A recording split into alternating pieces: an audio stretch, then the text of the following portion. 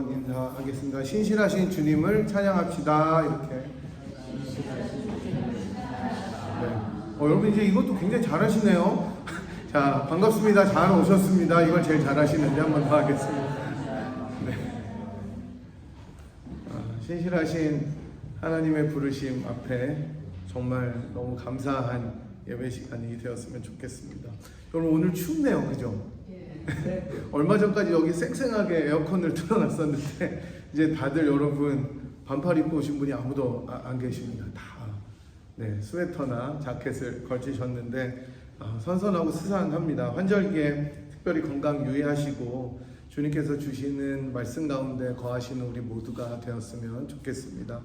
또 우리가 잘 아는 시처럼 가을에는 기도하게 하소서라는 그 시 아시죠? 김현승 시인의 기도의 자리로 나아가서 절대자이신 하나님 앞에 대면하고 아름다운 만남과 교제하시는 우리 모두가 되었으면 좋겠습니다.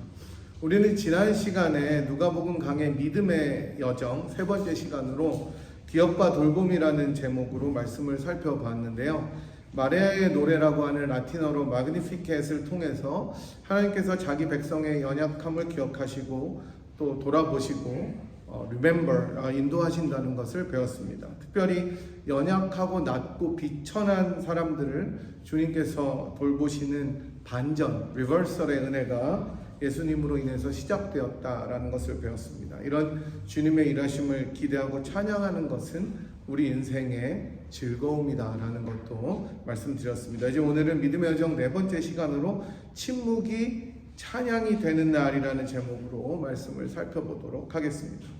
오늘 저희들이 읽었던 본문은 세례 요한의 출생과 그 출생을 경험한 세례 요한의 아버지인 사가랴가 했던 찬양과 예언을 다룬 내용입니다. 우리가 세례 요한의 수태고지에서 보았던 것처럼 천사 가브리엘이 사가랴의 아내 엘리사벳이 아이를 가지게 될 것이다 라고 예언하자 사가랴는 믿지 못하고 의심하죠. 아브라함이 그럴 리가 있겠습니까? 라고 얘기하고 사라가 뒤에서 피식 웃었던 것처럼 사가랴도 어떻게 이런 일이 나에게 일어나겠습니까? 나이가 많은데. 이렇게 의심하죠. 그 불신과 의심에 대한 일종의 징계로 사가랴는 어떻게 됩니까? 말을 하지 못하게 됩니다. 그래서 1장 20절로 거슬러 올라가 보면 이렇게 나오는데요. 보라, 이 일이 되는 날까지 내가 말 못하는 자가 되어 능히 말을 못하리니 이는 내가 내 말을 믿지 아니함이거니와 때가 이르면 내 말이 이루어지리라. 그러니까 너는 말을 못할 거지만 하나님의 뜻은 이루어질 것이다. 이렇게 이야기를 합니다. 그리고 사가랴는 정말 자기가 원하지도 않고 자기의 의지와 전혀 상관없이 침묵하는 자가 되어버립니다. 여러분 혹시 말을 못하게 되셨던 적은 없으시죠? 한 번도 없으시죠? 이렇게 말하니까 저는 있는 것 같아서 저도 없어요. 저도 그런 적은 없습니다. 왜냐하면 제가 유저리 건강한데 제일 좀 약한 부분이 어디냐? 그럼 제가 목이 좀 약해요. 목소리. 그래서 요즘은 거의 그렇지는 않은데 이전에는 환절기가 되면, 그러니까 요즘엔 아마 운동을 해가지고 더 좋아진 것 같아요. 근데 환절기가 되면 엘러지 때문에도 그렇고 조금 무리하면은 아마 면역이 떨어져서 그런지 저는 목소리부터 잘 안 나옵니다. 지난번에 코비드 걸렸을 때도 딴 사람들은 머리 아프고 뭐 배 아파서 설사하고 몸이 쑤시는데 저는 목소리부터 안 나오더라고요. 그러니까 저는 이게 근데 그게 정말 목사로 진짜 안 좋아요. 목소리가 안 나오면은 뭐 어떤 분들은 쉰 목소리로 설교하거나 기도하면 은혜롭다고 합니다. 뭐 여러분 오늘도 이러면은 다 집중해가지고 목사님이 기도를 워낙 많이 하셔서 뭐 이런 분들도 있는데 저는 체질상 그게 안 돼요. 이러면 어떠세요, 여러분? 진짜 이거 우리 목사님 오늘 갑자기 왜 저러시지 그럴 텐데, 저는 목소리가 하여튼 그렇게 약합니다. 그래서 계속 목소리가 쉬어 있을 수는 없으니까 제가 뭐 계속 부흥사처럼 할렐루야 이럴 수도 없는 일이고 그렇게 말하기가 되게 힘듭니다. 억지로 목소리를 내려고 하면 쉰소리가 나니까 말을 더 하기가 힘든 거예요. 알아듣기도 힘들고. 근데 지금 좀 전에 찬양했던 저희 아내는 몸이 아낀 거예요. 그러니까 목소리가 아낀 거잖아요. 그러니까 엄청 아껴요. 그래서 목소리가 조금 쉬는 것 같으면 무조건 목에다가 수건을 딱 감고 자요. 저는 더워 죽어요. 아침에 일어나 보면 수건이 저쪽에 내팽겨쳐 있습니다. 근데 이제 그거를 그렇게 하라고 계속 저에게 이제 그 충고를 해주죠. 그리고 참 제가 겨울에도 얼음물을 마셔야 되는 사람인데 이 따뜻한 물을 마시라고. 그러니까 저는 아주 죽을 지경인 거예요. 목에 수건 감고 따뜻한 물을 마시는 거는 저에게는 고문입니다. 그래도 많이 안 좋은 경우는 여러분들이 아시겠지만 프로폴리스라고 이렇게 꿀벌이 만들어내는 액으로 만든 면역에 좋다는 것을 먹는데 그거는 정말 직방이에요. 그래서 제가 어디 부흥회를 몇 년 전에 한번 갔었는데 걔 목소리 쉴수록 더 좋다는 거예요. 그 담임 목사님. 걔 원래 그런 목소리인 줄 알면은 영성 있어 보인다는 거예요. 근데 제가 답답하잖아요. 말을 못 하겠는 거예요. 이렇게 시원하게 말을 못 하니까 프로폴리스를 이제 한 이틀 먹었더니 진짜 딱 낫더라고요. 근데 그것도 호주산을 먹어야 된대요. 브라질 거 말고. 다 짝퉁이 있나 봅니다. 그래서 사실 이렇게 며칠 말을 많이 못하면 얼마나 갑갑한지 모릅니다. 아예 말을 전혀 못하는 것도 아닌데 정말 답답해요. 그렇다고 말 대신 계속 카톡을 보낼 수도 없고, 그러니까 여러분 생각해 보시면 10달을 말 한마디 못하고 침묵을 해야 됐던 사가랴의 답답함이 얼마나 심했겠습니까? 10달, 말이 10달이지 1년에 2달 빼고 10달을 말을 한마디도 못하는 거예요. 집에서. 엘리자벳이 임신을 해서 배가 불러와서 뭐 여보 어쩌고 얘기해도 써야 돼요. 얼마나 힘들었겠습니까? 그리고 그 침묵은 사가랴 입장에서 보면 강요당했던 침묵이었습니다. 자기가 스스로 원한 게 아니라 주어져 버린 거예요. force 한 거예요, 누가. 그리고 그 침묵의 중심에는 자기의 불순종과 의심이 있었다는 것이죠. 이 침묵의 긴 기간을 거치면서 사가랴는 과연 무슨 생각을 했을까? 어떤 마음을 가졌을까 고민해 보았습니다. 여러분이었다면 어땠을 것 같습니까? 자기의 의심과 불신앙을 정말 흔쾌히 받아들이고 바로 회개했을까요? 내가 잘못했으니까 주님 목소리를 열어주세요. 내가 잘못했으니까 그냥 시원하게 용서해 주세요. 이랬을 것 같습니까? 그리고 바로 믿으면서 자기의 믿음을 정말 견고하게 했겠습니까? 저는 사가랴가 그랬을 것 같지는 않았을 것 같아요. 아마 심하게 원망하지는 않았을지라도 어쩌면 너무나 자기가 원한 게 아니잖아요. 일방적인 약속 앞에 놀라고 어떻게 이런 일이 있으냐고 자기가 의심할 수도 있지. 그랬는데 말을 못하게 된 것 때문에 힘들고 불평도 있었을 것 같습니다. 저라면 그랬을 것 같아요. 그러다가 말이 나오지 않는 자신을 보면서 생각해보고 뒤돌아보고 또 힘들어하고 그랬을 것 같습니다. 그리고 함께 사는 아내 엘리사벳의 배가 점점 불러오면서 산딸이 다가올 때까지도 이러한 마음은 계속 들었을 것입니다. 업앤다운이 계속 됐을 거예요. 하루는 좋다가 하루는 나쁘다가 하루는 뭐 또 내 잘못이었다 그러다 또 하루는 열받다가, 그리고 마침내 사가랴는 자기가 처음에 받았던 약속이 하나님 뜻 안에서 완벽하게 이루어지는 걸 보면서 믿음이란 무엇인지를 깨닫게 되는 것이죠. 사가랴에게 침묵은 일종의 징계로 주어진 것입니다. 하지만 성경에서 침묵은 도리어 우리들에게 많은 유익이 있다고 가르쳐 줍니다. 예레미야가 3장 26절은 이렇게 말씀합니다. 사람이 여호와의 구원을 바라고 잠잠히 기다림이 좋도다. 그리고 우리가 잘 알고 사랑하는 시편 62편 1절도 비슷하게 말합니다. 나의 영혼아 어떻게 해요? 잠잠히 하나님만 바라며 나의 구원이 그에게서 나오는도다. 침묵을 통해 하나님의 백성들은 하나님의 일하심을 기대하고 그분을 신뢰하는 법을 배우게 되는 것입니다. 사실 저를 포함해서 우리 모두는 말하기를 듣는 것보다 좋아합니다. 저도 참 말하는 거 좋아해요. 입을 좀 다물어야 되는데 입을 못 다물어요. 이 말은 우리가 듣는 것보다 말하는 것에 훨씬 더 익숙합니다. 우리들은 기도할 때마저도 우리들의 할 말을 막 쏟아놓기에 바쁩니다. 힘든 일이 있으면 그 일을 막 말해야 직성이 풀립니다. 아는 사람이나 주변의 사람들에게 마구 이야기합니다. 침묵보다 말하기를 선택합니다. 그 일이 왜 나에게 닥쳤고 이 일을 어떻게 하면 내가 어떻게 잘 핸들할지 깊이 고민하고 침묵 가운데 나아가는 일보다 원망과 불평을 쏟아놓을 때가 훨씬 많이 있는 것이 우리들의 인생입니다. 그러다가 말실수라도 하게 되면 문제는 정말 크게 악화됩니다. 설상가상이고 진퇴양난입니다. 저는 아예 여러분들이 말을 하지 마시거나 기도 부탁도 아예 하지 마시고 모든 것을 억지로 입 꾹 다물라고 그리고 참으라고 말씀드리는 것이 아닙니다.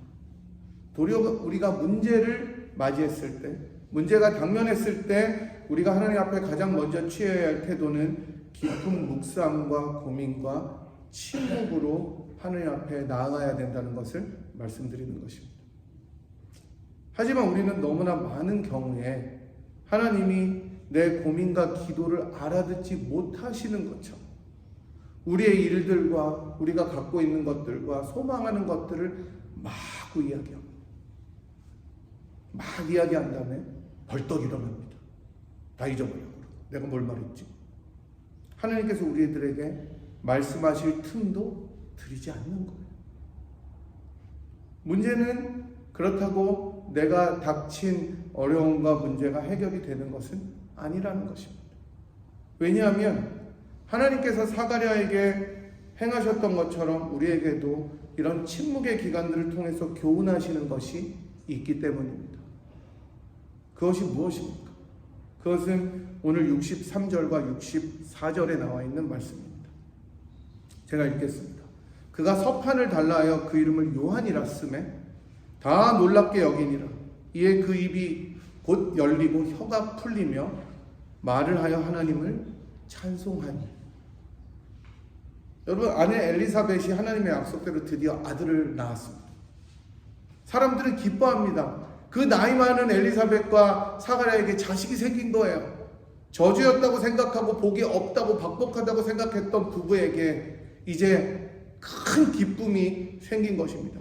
그래서 사람들은 기다렸다가 축하하고 관습대로 아버지의 이름을 따서 사가랴라고 아이의 이름을 지으려고 합니다. 그런데 계속 어머니 엘리자벳이 아니라고 이야기하면서 요한이라고 지어야 된다고 우기는 거예요. 그러자 사람들은 아니 이 패밀리에 요한은 없는데 사가랴 주니어라고 지어라고 계속 이야기를 하는 거죠. 안 된다고. 신랑이가 오가자 사람들은 그러면 아빠에게 물어보자 라고 이야기를 합니다. 그러자 사가랴는 제가 방금 읽은 말씀처럼 서판에 요한이라고 쓰면서 아이의 이름을 요한으로 지으라고 이야기합니다. 바로 이 순간 요한으로 지으라고 쓰는 이 순간에 사가랴의 침묵이 풀리는 거예요. 불순종과 의심으로 굳게 닫혀버렸던 입술이 그리고 혀가 풀리는 역사가 있게 된 것입니다. 하나님께서 천사를 통해서 아들을 낳을 것이고 가지고 낳을 것이고 그 이름을 요한이라고 하라는 그 약속을 사가랴는 어렵게 침묵 가운데 깨달았기 때문이었습니다. 저는 여기서 너무나 값싼 교훈으로, 그러니까 여러분 하나님께서 말씀하실 때 한 번에 믿으세요 라고 말하고 싶지 않습니다. 물론 그러면 제일 좋습니다. 물론 그것도 맞지만 저는 도리어 기나긴 10달의 침묵을 통해서 하나님께서 사가랴를 빚어가시는 것을 우리들이 보는 것이 더 중요하다고 생각합니다. 사가랴는 10달을 보내면서 아이가 나오기까지 그 매일매일을 조금씩 하나님의 약속을 신뢰하고 하나님의 성실하심을 의지하는 연습을 했을 것입니다. 말씀이 진짜 오늘 아이가 조금 움직이는 걸 보면서 이 말씀이 진리구나, 이 약속이 확실하구나를 자기 마음속에 눈으로 보고 깊이 새기면서 침묵 가운데 하나님께 나아갔을 것입니다. 그래서 성경은 때로는 고난이 우리들에게 유익이라고 말씀하시는 것입니다. 때로는 고난이 너무나 쓰고 너무나 삼키기 어렵고 이해하기조차 어렵고, 그래서 나는 내가 생각하기에 내 인생 속에서 가장 어둡고 힘든 터널을 통과한다고 불평하고 원망하기도 하지만 내 인생은 왜 이런가? 그 속에서도 여전히 하나님께서는 나의 인생을 빚어가시고 우리들의 믿음의 여정을 인도하시고 우리들을 끌고 가신다는 것을 믿어야 하는 것입니다. 이제 사가랴는 드디어 긴 침묵에서 벗어납니다. 그리고 하나님을 찬양합니다. 그가 닫혔던 입술을 이제 열어서 처음 한 것은 하나님의 성실하심을 노래하는 것이었습니다. 이처럼 하나님께서는 연단의 시간, 시험의 시간, 어두움의 터널을 통해서 우리로 하여금 진정으로 하나님을 찬양하는 인생으로 바꾸어 가십니다. 아마 이제 사가랴는 하나님의 약속이 다시 한번 임한다면 가슴을 활짝 열고 주님의 계획을 기꺼이 받아들일 인생으로 변화하게 된 것입니다. 그 노래가 67절에서 80절까지 길게 나오는 사가랴의 노래, 일명 베네딕투스입니다. Blessed be the name of the Lord. 이기 때문에 Blessed가 베네딕투스라는 뜻입니다. 마리아의 노래와 비슷하지만 앞으로 자기 아들 세례 요한이 어떤 사람으로 어떤 사역을 하게 될지, 그가 준비한 진정한 왕이요 구원이신 예수를 노래하는 찬양입니다. 이제 긴 침묵으로부터 메시아를 예언하고 노래하는 인생으로 하나님은 사가랴를 이끌어 주신 것입니다. 우리가 본문에서 또 하나 살펴볼 내용은 하나님의 약속은 반드시 이루어지지만 그 충만한 때가 있다는 것입니다. 하나님은 정확하신 분이에요. 실수가 없으신 분이십니다. 우리가 찬양하잖아요. 실수가 없으신 하나님. 그 계획하심을 자기의 완벽하심과 성실하신 가운데 이루어 가시는 분이십니다. 제가 누가복음 첫 시간에 누가는 성취라는 관점에서 누가복음을 기록했다고 말씀드렸는데요. 하나님께서는 계획하신 일, 작정하신 이 일을 반드시 이루시는 분입니다. 여러분 이걸 믿으셔야 됩니다. 57절에 엘리사벳이 해산할 기한이 차서 아들을 낳았다고 나오는데 기한이 차다라는 말은 때가 이루어졌다라는 말이기도 합니다. 또한 천사가 약속한 것처럼 사가랴는 아들이 태어날 때까지 침묵을 부여받았는데 그 때가 지나야, 그래서 믿음으로 반응할 수 있을 때야 침묵에서 벗어날 수가 있었던 겁니다. 하나님은 아주 훌륭한 교관이십니다. 절대로 자기들의 선수들이 페일하게 내버려 두지 않습니다. 그리고 그 완벽한 트레이닝 프로그램으로 정말 성공적으로 그 트레이닝을 마칠 때까지 훈련시키십니다. 여러분 지금 이제 거의 아시안 게임이 끝났는데 이 새벽에 하니까 되게 힘들더라고요. 새벽에 보려니까 거의 보지도 못하겠어요. 근데 선수들 보면 우리나라 그 배드민턴의 안세영 선수라고 있었는데 무릎이 5년 동안 계속 안 좋았었어요. 근데 결승전에서 시합을 하다가 이기고 있는데 무릎이 고장이 나가지고 도중에 메디컬 타임을 부르고 다시 치료를 받고 한 세트를 주고 마지막 세트에서 이겼어요. 진짜 정신력이 끝내주죠. 관중석에서 엄마가 울면서 세영아 기권해도 돼 이렇게 얘기했대요. 근데 안 들렸대. 안 들리지 그 함성 때문에. 그러면서 인터뷰할 때 그 말을 들었어도 나는 시합을 했을 거다. 걸을 수 있으면은 할 수 있기 때문이다. 근데 나중에 선수 촌장이 나와서 이야기하는 걸 보니까 선수들이 4번 훈련을 합니다. 새벽, 아침, 오후, 저녁. 운동선수 아무나 하는데 저는 못해요. 저보고 4번 뛰라고 그러면 하루 한 번 뛰는 것도 힘들어 죽겠는데 지금 4번을 하는데 야간에는 거의 안 나온답니다. 그런데 자기가 야간에 갈 때마다 본 선수가 그 선수였대요. 중학교 때부터 국가대표를 16살 때부터. 이제 22살인데. 그 프로그램을 다 마치고 나니까 몸이 그냥 움직이는 거예요. 그리고 지금이 때가 되니 금메달을 땄다 얘기하더라고요. 여러분, 우리의 신앙의 근육도 마찬가지인 겁니다. 때로는 되게 힘들고 때로는 정말 죽을 것 같은 곳을 통과하지만 하나님의 때가 차면 하나님께서 그것을 기쁨으로 인도하시기 때문입니다. 그리고 하나님은 그때까지 멈추지 않으세요. 그래서 우리가 힘든 거예요. 제발 좀 멈춰주세요. 여기서 그만해주세요. 하나님, 나는 못 가겠어요. 이제 나 여기서 주저앉아서 끝낼래요. 해도 하나님께서 아니야. 같이 가시기 때문입니다. 스파르타 교관이 아니라 주님은 우리들의 아픔을 함께 하시면서 같이 가시기 때문입니다. 하나님의 때가 있다는 말은 우리 입장에서 보면 기다림입니다. 우리는 너무 조급할 때가 많이 있습니다. 내 손 안에 일이 잡히지 않으면 불안하죠. 불안해요. 내가 컨트롤할 수 없으면. 앞이 안 보이고 가능성이 없으면 어려워요. 가시적인 것이 보이지 않으면 답답합니다. 거의 모두가 다 그렇습니다. 할 수만 있다면 하나님의 때를 내 마음대로 당기고 늘리고 싶고 내 방법으로 해결해 보려고 하는 때가 훨씬 더 많이 있습니다. 하지만 하나님께서 정하신 때는 가장 완벽한 때입니다. 그것을 기다려야 되는 거예요. 잠잠히 기다려야 되는 겁니다. 어떻게 보면 사가랴는 강제로 기다릴 수밖에 없었어요. 할 수 있는 게 없어. 말을 못하는데.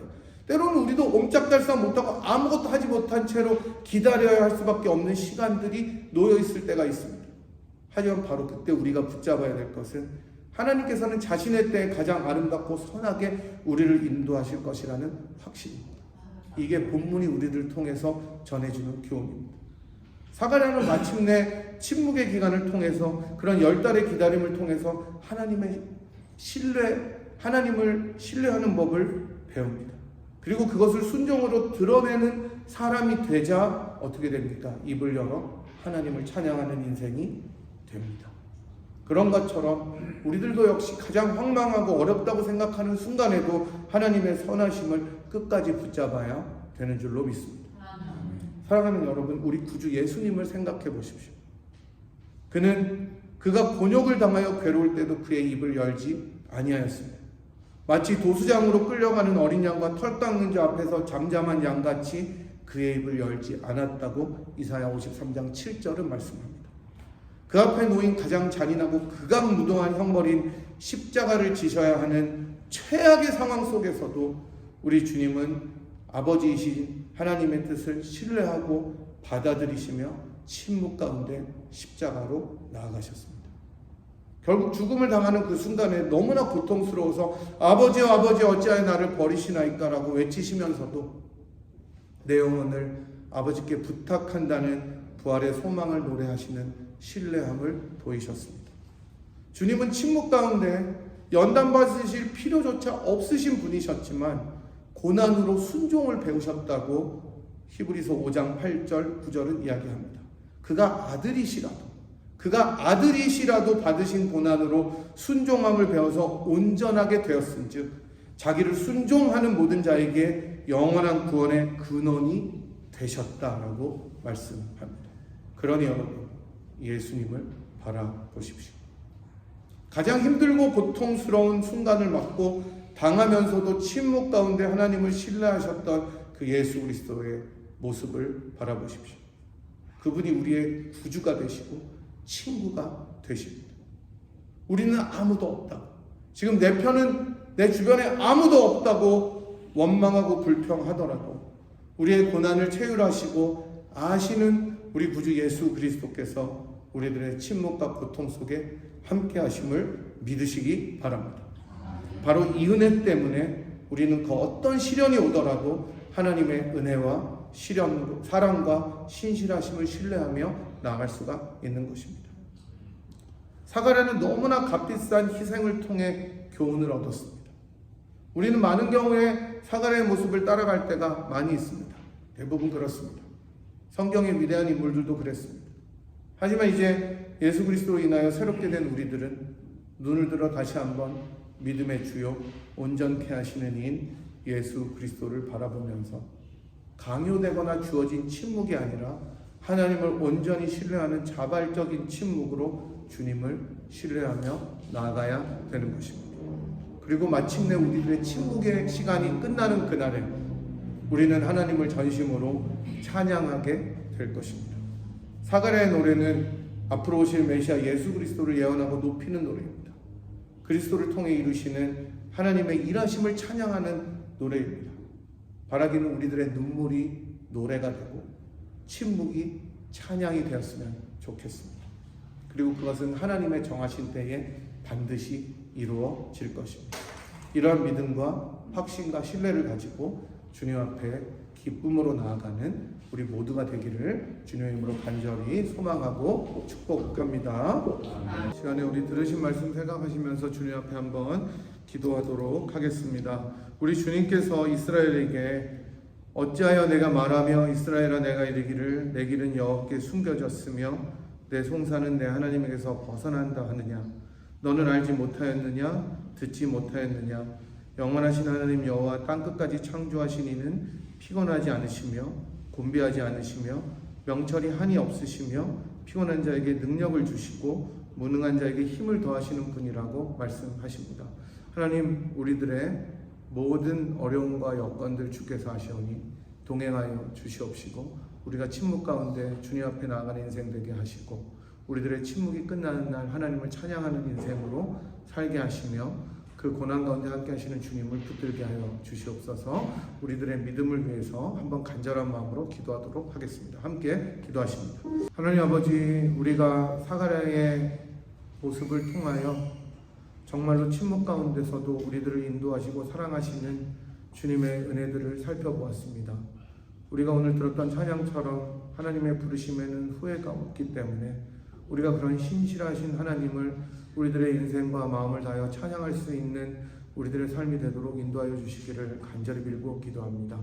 때로는 우리가 겪고 걸어가는 길들이 가시밭이고 돌밭이며 정말로 어려운 순례의 길이지만 그 속에서도 우리와 함께 하시는 주님을 기억하면서 급하게 말을 내지 아니하고 원망하지 아니하고 침묵 가운데 주님을 잠잠히 신뢰하는 우리들의 인생이 되도록 축복하여 주시옵시고 그런 우리들의 인생을 반전의 역사로 이끌어서 마침내 하나님을 찬양하게 하는 그리스도의 신실하신 사랑 앞에 우리들의 인생을 내어드리며 주님과 동행하는 우리의 인생이 되도록 축복하여 주시옵소서.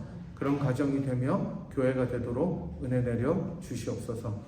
지금은 우리를 위하여 자기 몸을 다 드리시고 우리들의 고난을 체휼하시며 우리를 위하여 기도하시고 우리와 함께 동행하여 주시는 우리 구주 예수 그리스도의 무한하신 은혜와 그 아들을 아끼지 아니하시고 우리 모두를 위하여 기꺼이 내어주신 하나님 아버지의 극진하신 사랑하심과 성령 하나님의 위로 교통 충만하심이 우리들이 어려운 상황을 맞이하더라도 침묵 가운데 잠잠히 하나님을 바라며 신뢰하며 우리를 부르신 후회 없으신 하나님의 부르심에 순종함으로 나가기로 결단하고 돌아가는 이 자리에 함께한 주의 백성들 한 분 한 분 머리머리 위에와 사랑하는 분야의 재단 위에 지금부터 영원토록 함께 하시기를 간절히 축원드리옵나이다. 아멘.